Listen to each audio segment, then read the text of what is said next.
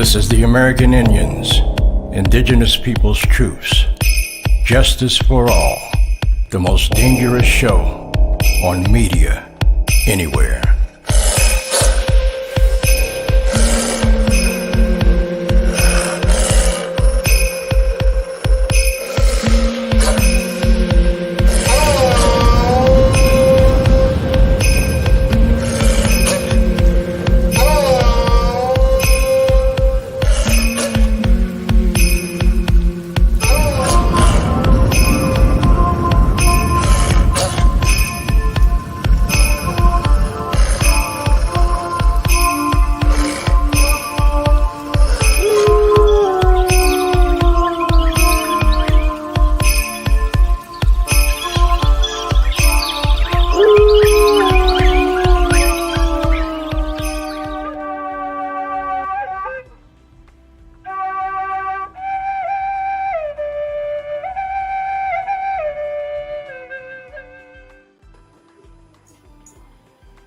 OCO greetings. I'm Jay Winter Nightwolf, along with my precious executive producer, Leslie Fry. And we have a very interesting topic of discussion tonight surrounding the recent murders and deaths of Black men by the hands of police all over this country. How you doing, Leslie? Halito, Jimmy Chipmunk. All right. And I think we have some guests in here with us tonight, don't we? We do, but before we do that, we must do our land acknowledgement. So Exactly. Let's start that. Exactly. All right. Can you do that for us? Yes, I will. Okay. Let's pause for a moment to acknowledge the traditional stewards of the lands that we reside on, and especially their ancestors, descendants, and all Indigenous people who live now and have ever lived on this land that we call Turtle Island and beyond. But more than acknowledgement, let's honor and support our existing Indigenous communities by helping them continue their land-based practices, traditions, and way of life, by dispelling false narratives about their history while promoting their authentic truths, helping them heal from past wrongs and offenses, and assisting them in protecting and restoring back to health the land, nature, and the water which brings life. Thank you so much, Leslie, and Halito to you too. There's been so much violence in this country for over 500-600 years. And the violence was brought here by the European invaders. And it's time, it's well past time to talk about this subject matter. We just had a young man murdered in LA, Black man. He had a fender bender, got out for help, got out with his hands up, pleading for help. And what happened? The police chased him down and tased him to the point that when they took him to the hospital, he died from a heart attack as a result of being tased. And then we have the brother that was in LA from Washington, D.C., the young school teacher, who was actually one of the most favorite school teachers in Washington, D.C., because his whole dream was to go to college and be able to help kids learn. And then just, I think it was yesterday, this young man that was murdered in Memphis, Tennessee. And it's just too much of it. And we need to do something about this. I understand people are protesting and they fired the cops, but one thing I can say is the 5 police officers in Memphis that they fired, not one of them were white, they were Black. So what do we have to say about that? Are they following their police training? Have they been colonialized in their minds that if a Black guy don't look right to you, that you have the right to take his life or beat him so bad? And the cause of death was a brutal beating. He bled inside because of this beating. And we can go way back through history and see this whole thing happening over and over and over again. So that's what we're going to address tonight. Also, I wish my sister could be here with us tonight, Judith Foster, but she's unable to be with us. Her son, Paul Fyffe, was murdered at a nightclub, a college nightclub in Charlotte, North Carolina. And it smells of a cover-up. And she's been trying for 12 years to get some answers. But every time she calls down there, the sheriff department are very disrespectful to her. The police department, very disrespectful to her. So we need to do something about this. If we can't do something about this, we can at least address the issue and warn our brothers and sisters, but especially our Black brothers and sisters. So we have some guests with us tonight. Can you bring them in? Yes, I will. All right.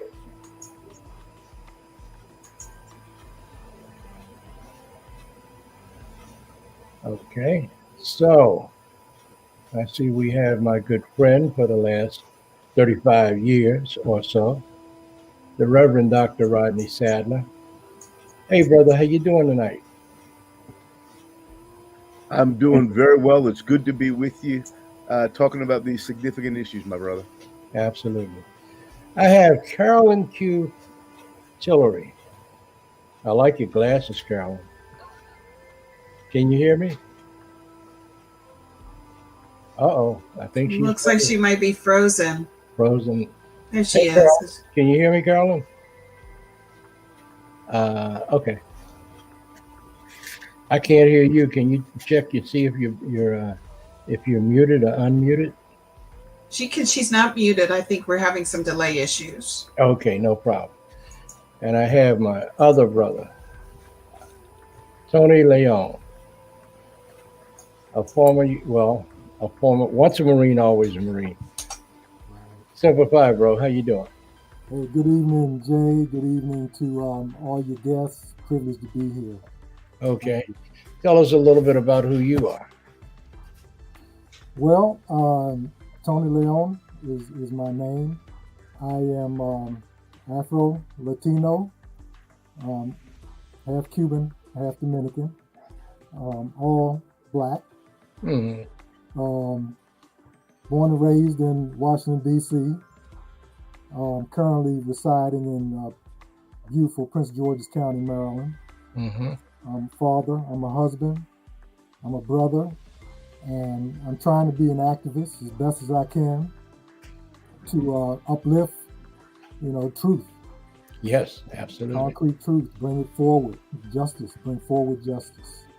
Absolutely. Thank you, bro, for being with us tonight. Carolyn, can you hear me now? Okay, we got issues with her. There's something happening there, but we'll straighten that out, hopefully. And of course, Leslie Fry. Hello, everyone. I'm really happy to be here tonight and to discuss this particular topic, which is very dear to my heart. So let's get into it. We've got an audience out there that are waiting to hear what we have to say about the topic. Okay, let's start with you, Brother Rodney. What are your thoughts on all of these Black men and Native men too that are being murdered by the police at will? It's unfortunate that we have to continue to talk about this. It seems as though we have so often had these conversations, whether it be for a young boy going out to buy a drink and some Skittles for his brother, whether it be for a young child going out to play cops and robbers in a park, whether it be for a young man coming home after a hard day, going to his door, trying to get his keys out of his pocket. So many people have been killed by police. So many people have been violated because police don't believe that they are equal. that their lives are worthy of respect, that they are, I unfortunately think we have to say, the police who are trained as a military force have somehow or another keyed in on black and brown men as though we are the enemy. And they have decided slowly but surely to eliminate or otherwise control us. And we've got to begin to shift that larger narrative. We've got to begin to change the way that things take place. I know that in the city of Charlotte, in addition to the story that that you'll talk a bit more about tonight, you mentioned a little bit about Brother Fyffe and what happened to him. But even before he was killed, or right around the same time, actually, there was a gentleman named Jonathan Farrell. And Jonathan Farrell's story is a hard one because he was a young man who was out with his friends one evening. And he, being the responsible adult he was, decided that he wasn't going to drink. He was going to be the designated driver. So as he took the last of his friends to their house, he was in a neighborhood that was unfamiliar and had a lot of twists and turns. He ran off the road, his car flipped over, and he was upside down in his car. He kicked the back window out of his car and then got up to look around for help. He ran and knocked on a door of a house. A woman, white woman, with her children there, opened the door, saw this large black man bleeding and asking for help. She screamed, slammed the door, and called the cops on him. He went around looking for someone else to help him. When he saw the police come, he ran toward the cops, trying to get assistance. They shot him. This young man who was a threat to no one, this young man who was a graduate of Florida State University, a Seminole, this young man who was, his sister was a sergeant in a police force, had no enmity whatsoever toward the police, but was gunned down because they did not think of him as valuable and imagined him to be the enemy. We've got to begin to shift this narrative. We've got to begin to change the way that black and brown men are viewed in our society. We've got to begin to recognize that every human being is a child of God, made in God's image, and therefore deserves to be respected as such, as Dr. King said. Absolutely. Tony Leon, your thoughts? A couple of points on what the Reverend said. There, from what I've been noticing, and I've been tracking these murders by police for a while, there's an image of black people, black men in particular, that's been put out there by the media, and you can go all the way back to the slavery days and the days of Jim Crow. That portrayed us as savages. And it still goes on today in the media. If you watch television, the programs that come on show us as criminals, drug dealers, murderers, rapists, so on and so forth. And as the Reverend was talking about how this young man went and knocked on the door and asked for help, I can only imagine that this lady had that mindset when she saw this man standing on her porch and assumed that he was going to commit some type of crime and call the cops. The police, I think, also have that mindset too. When they pull a car over, automatically they get out the car with their hand on their gun or close to their side because they assume the worst is about to happen. And it's all of that, I believe, comes from this imagery that we continue to have, and it's got to stop. And I was just Can I just say one thing in follow up too? Sure, I don't want to interrupt, but I just there's a commercial on TV right now that emphasizes this point. There's a man who's driving his car, and he goes up as Aaron Donald is walking an older woman across the street. Aaron Donald's a defensive lineman for, I think, the LA, for the Rams, I think it is, or the Chargers. I'm not sure, one of those two teams. But he's standing next to this woman. The guy drives the car up, screeches to a stop, sees him and this woman, looks at Aaron Donald, gets out of his car and runs away. Now everyone thinks, oh, that's just a funny commercial, you know, big football player terrifies him.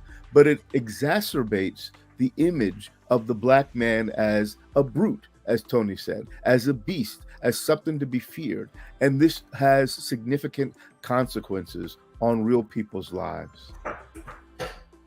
Can I also make a comment about this real quickly? Of course. One of the things that we have to realize about what we now recognize as a police force was something that was established as slave catchers back in the day. You know, it was this law enforcement as we know of it today was initiated because it was to go after runaway slaves. So therein lies the history of what it is.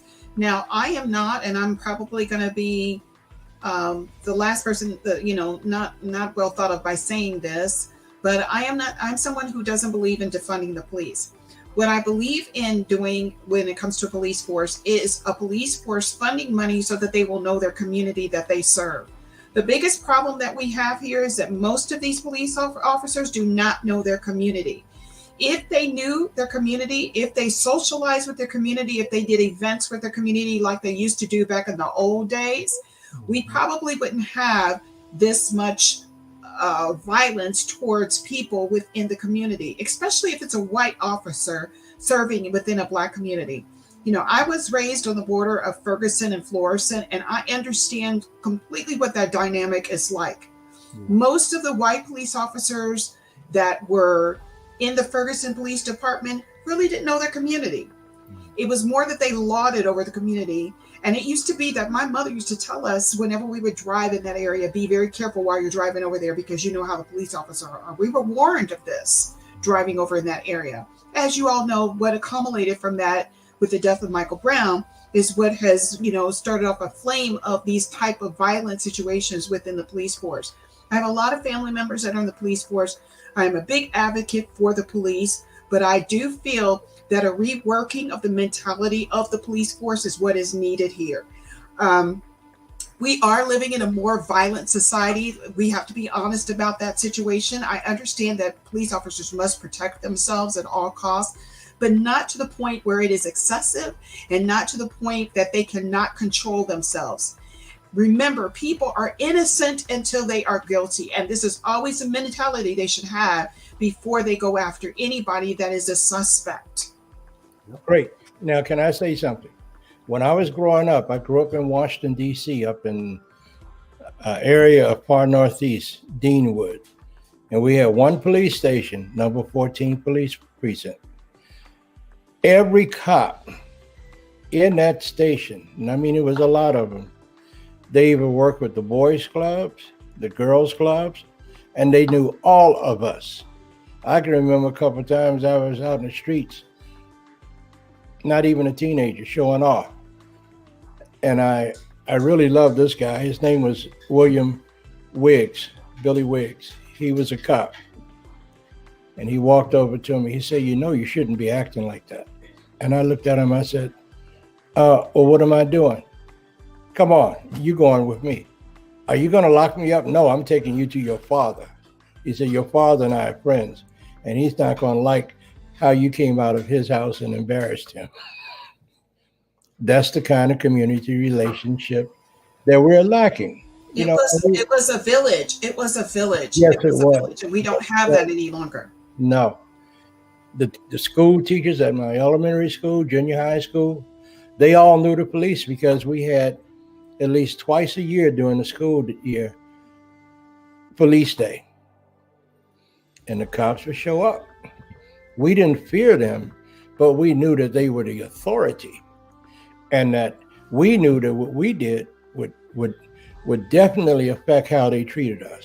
So, yeah, I'd love to see that again, but that's what, 70 years ago? I mean, it's so bad that we even fear actually asking the police for help, especially when it's in need. You're talking about this young man Reverend Rodney, that was killed because he was asking for help. I mean, the progress of that situation would be, or the situation would be that they would call the police in a situation where somebody's in need. However, the fact that he was looked at as a criminal and not someone is in need is horrific.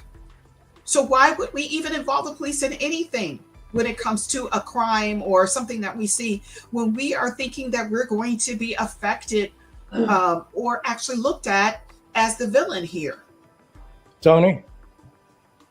I'd like to give two more cases where the police were involved in killings. On January the 2nd of this year, someone named Takar Smith was also murdered by the police. On January the 3rd, Oscar Sanchez was killed by the police. Both of these men were experiencing mental health crisis. So this is another thing that's going on out here that the police have not adapted to, the mental health crisis that we have. And like Les was saying, some of that funding needs to go towards mental health experts, or what they call people who have the skills to deal with mental health. So yeah, I just wanted to put that in, and that happened in California too. Go ahead, Leslie. Go ahead, Leslie. So, my sister is a police officer. She's a detective. And one of the things that I'm most proud of is that she saw a need for that. But the thing is, the funding to teach police officers how to handle mental cases with people who have a history of mental issues. How do they handle that? How do they resolve it? How do they diffuse the situation? Because when there is aggravation on the part of the police, then the other person becomes agitated. And therefore this is causing the problem. You have people that are innocent just because they are not in their full mental capacity, that are dying at the hands of police, that should be in treatment. And this is what's needed. I believe that there are police forces that are actually, they have a segment within the police force itself that deals specifically with people with mental case issues, because they know they have people that have habitual, situations. But normally in a small city or in a small town or an underfunded community, we don't have that.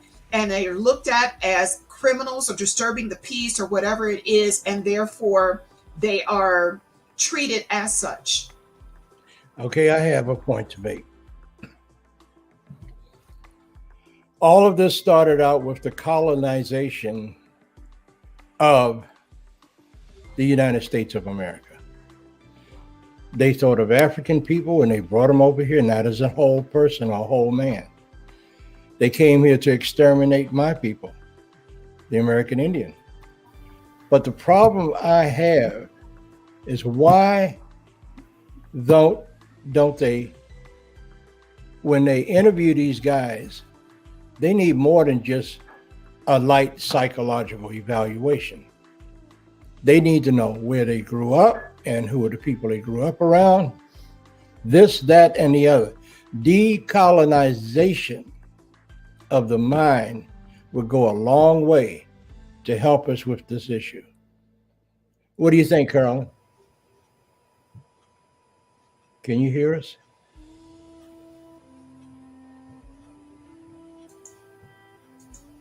Are you there, Carolyn?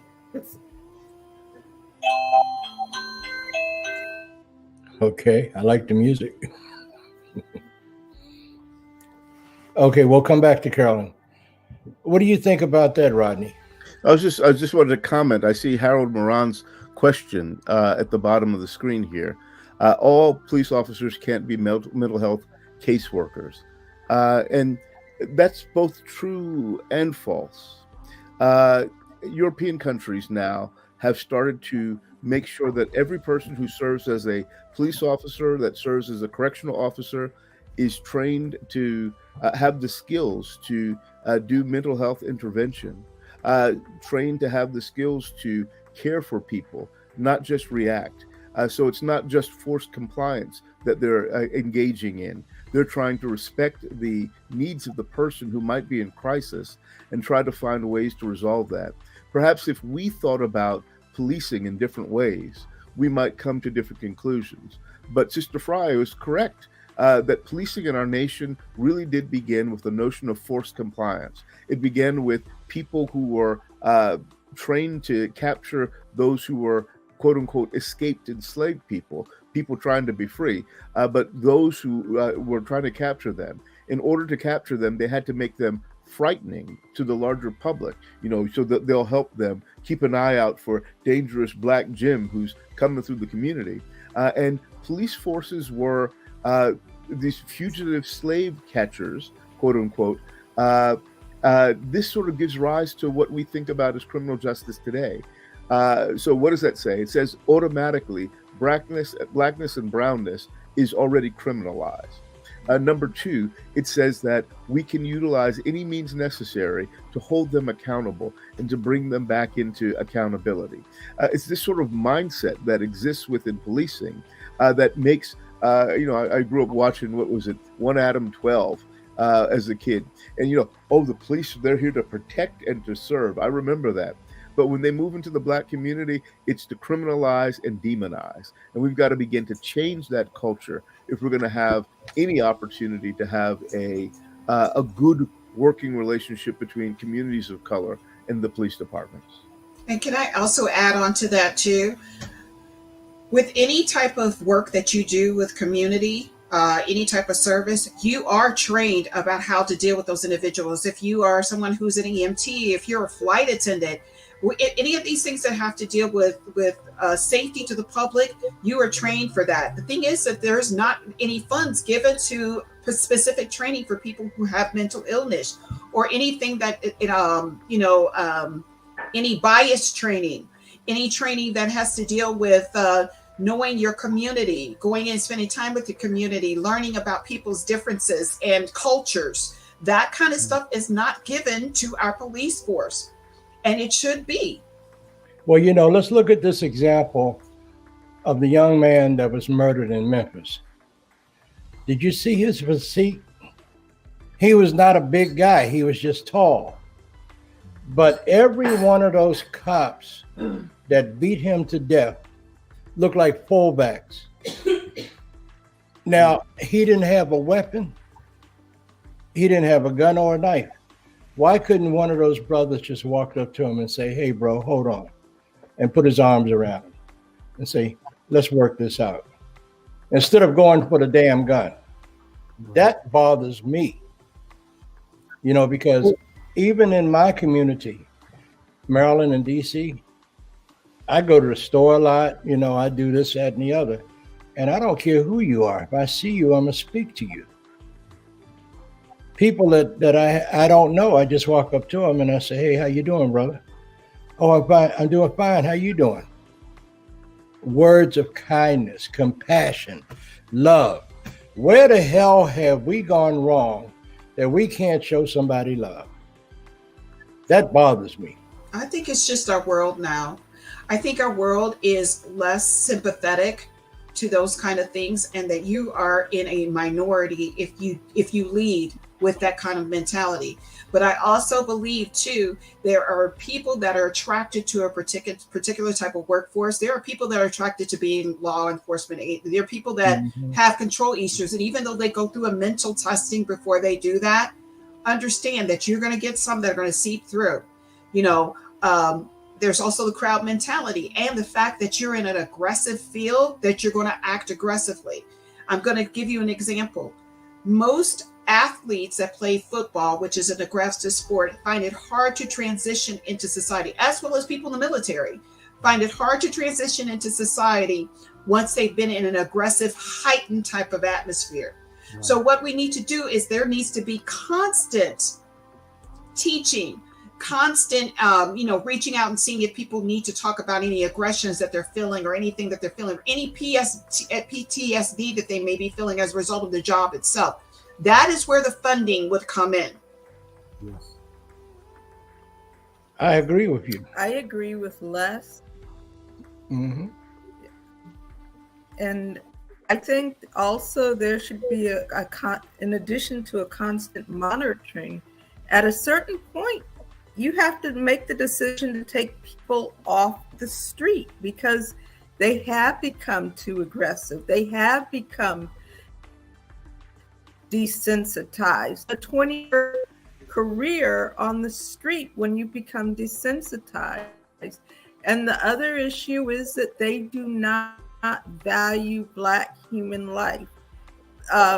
Black men became less valuable after emancipation than they were prior to emancipation because they couldn't get a free workforce from them. And so they were in the most dangerous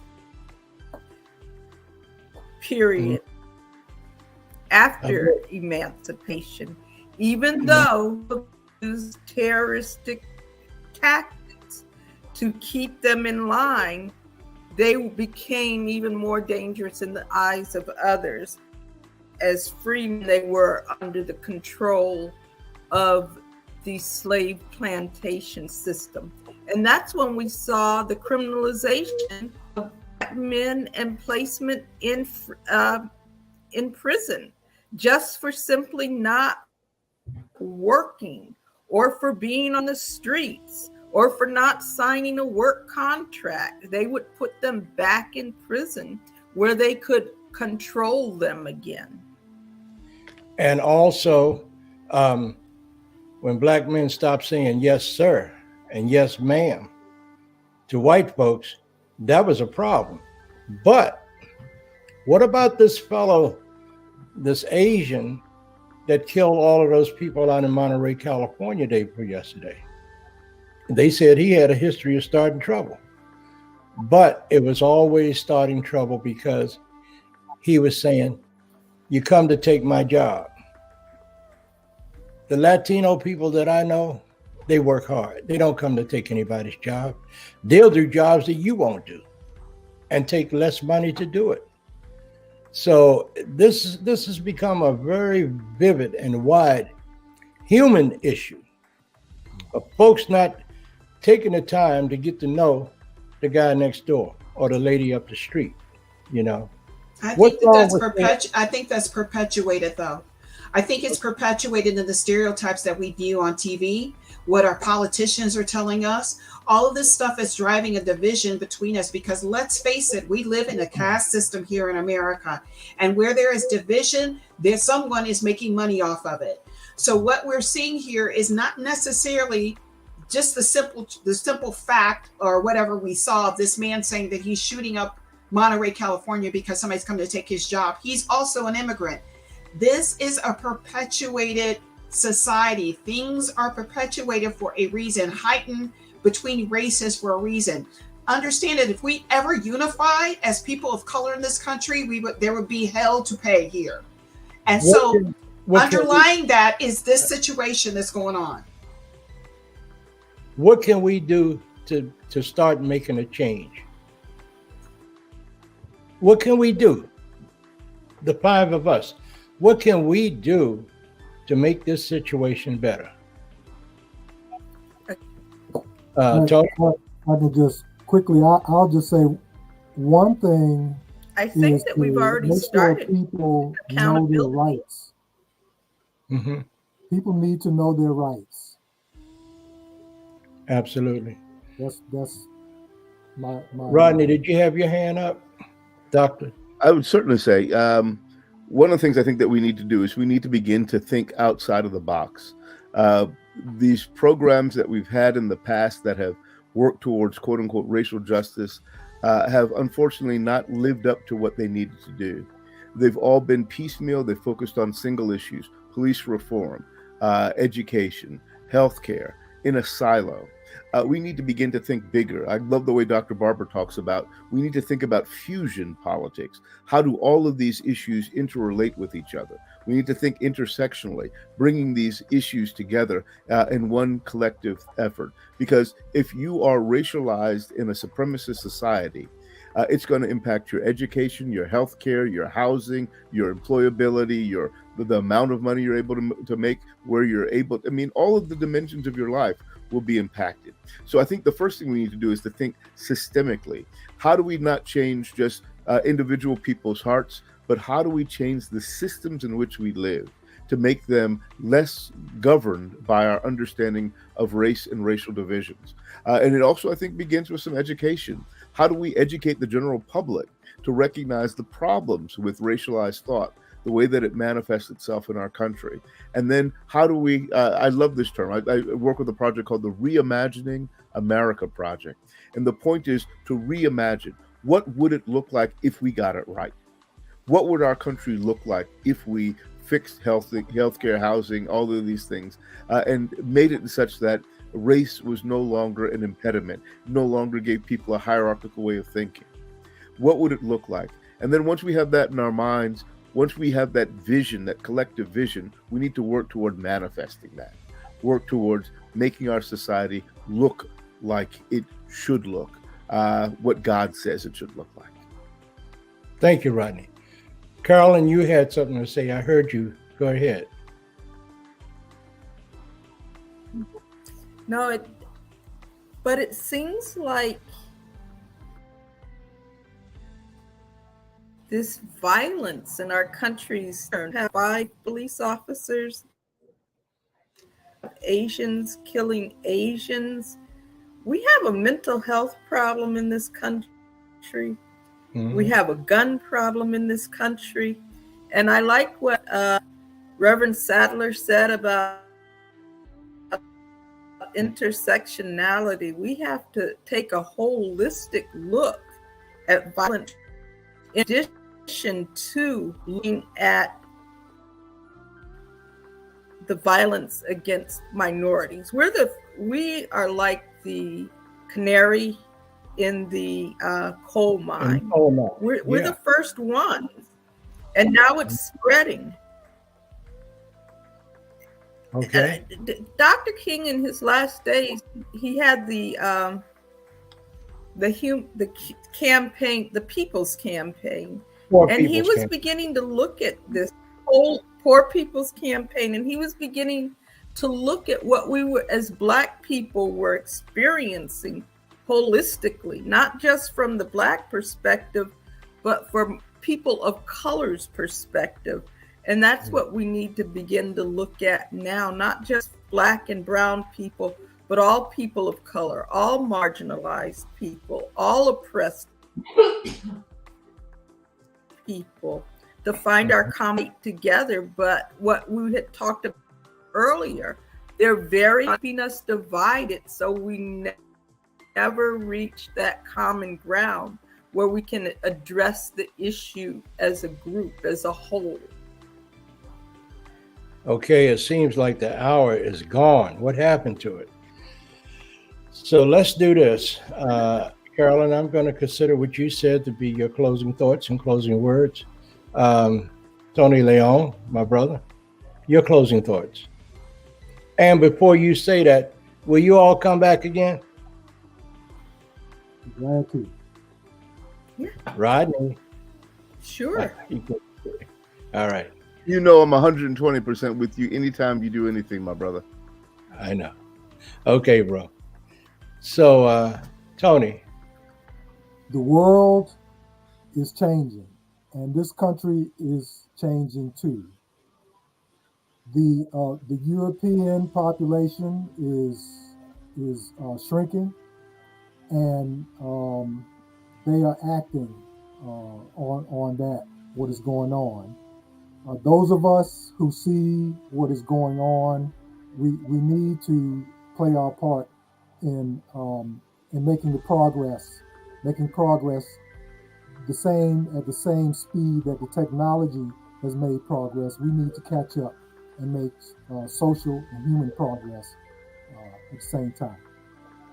Thank you so much, Tony. You'll come back again, right? Yes, sir. Okay.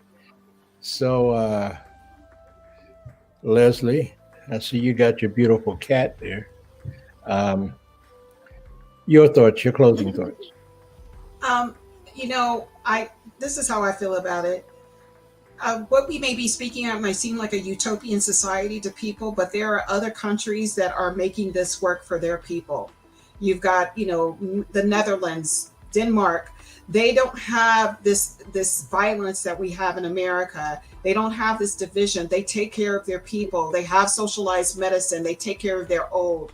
And these are things and examples that we should look at because it does exist. I always tell people to always visit other countries to see how the other half lives. And you get a surprise because America is not everything. No. There are other people that are making this work for them. The other thing I would say is support these type of shows. Support shows where people are educated and talking about your things. Educate yourself. Educate yourself about what's going on. Do not look at the media because the media could distort things. Start educating yourself on the things that are happening regarding this country. Take bias classes that will tell you about other cultures so that you can learn about other countries' cultures so that you're not ignorant of those things. We have everything to our fingertips now. There's no reason and no excuse for you not to learn. Thank you. My closing thoughts are, we are all members of one family, the human family. And we need not forget that. You cut me, my blood is red, I'll bleed. I cut you, your blood is the same way, red. The only difference is the outside appearance. So I think what we need to do as a people, we need to learn how to talk to each other and not at each other. If there's a conflict, sit down and talk about it. There ain't nothing in this world you can't sit down and talk about except for talking to a politician, because they ain't listening to nothing. We need to also, I don't know about y'all, but God has always been a very big part of my life, still is. Even though I'm a Native American, we call him a different name. But God is at the center of everything. Everything. Like I said, talk to your brother, talk to your sister. And don't be afraid when you're in the streets. If you see a group of guys standing on the corner, just walk past them and say, how your brother's doing? And you'll be surprised at the reaction that you'll get. I do it on purpose. I look for the meanest guys in the bunch and say, hey, young brother, how you doing, man? Oh, I'm doing fine. How you doing? The door is open. Don't be afraid to walk through that door. So I'll tell you all this, what my grandfather used to always say. What is it all about? And he would ask us over and over again when we were little kids. And my cousin Mikey would look at him and said, I don't know, Grandpa, tell us what it's all about. He'd stand up, place his right hand over his heart, and look at us and smile. Is how you treat my heart. And the heart has no color. The heart has the ability to love and forgive. So it's all about how you treat my heart. So I'll say to all of you all in Cherokee tonight, Danada, Goai, Wado. And Halito to you, Les Fry and the cat. We'll talk to you again next week. Tony, I love you, bro. Carlin, I love you. I met that lady in the emergency room a couple of weeks ago. And Rodney, no question, bro. I love you too, man. So we'll talk again next week. Take care.